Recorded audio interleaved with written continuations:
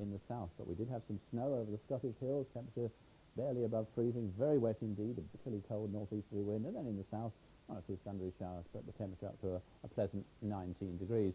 There's the dividing line, that particular cold front, and it will make its way down across the rest of the country, introducing those much colder north to northwesterly winds. Linked also to that area of low pressure. It's been brewing up all the day.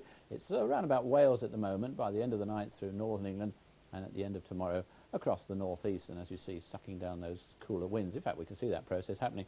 The wind's circulating around that area of low pressure as it slips away to the northeast there, and we get these cool north to northwesterly winds down across the whole country by the end of the day. Now there's an awful lot of rain around at the moment, some of it heavy and thundery, and indeed there's some snow and sleet mixed in it as well, especially over the hills. In fact, we've got a three-way split really.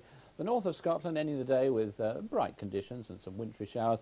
Southern parts also fairly bright, although there are one or two showers around, the odd thunderstorm as well, and in between we have that really wet weather, and that rain's hardly going to ease off really during the course of the night, so a lot more rain to come, although I think it will ease off just to the north of the Forth and Clyde valleys, and some bursts of rain showing up in other western and central parts before the night's out as well.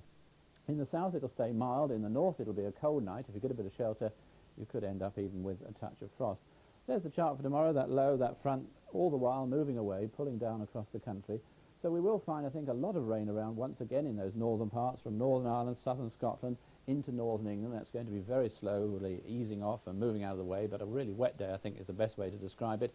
And that rain is going to be pushing back further north into the rest of Scotland as the day wears on.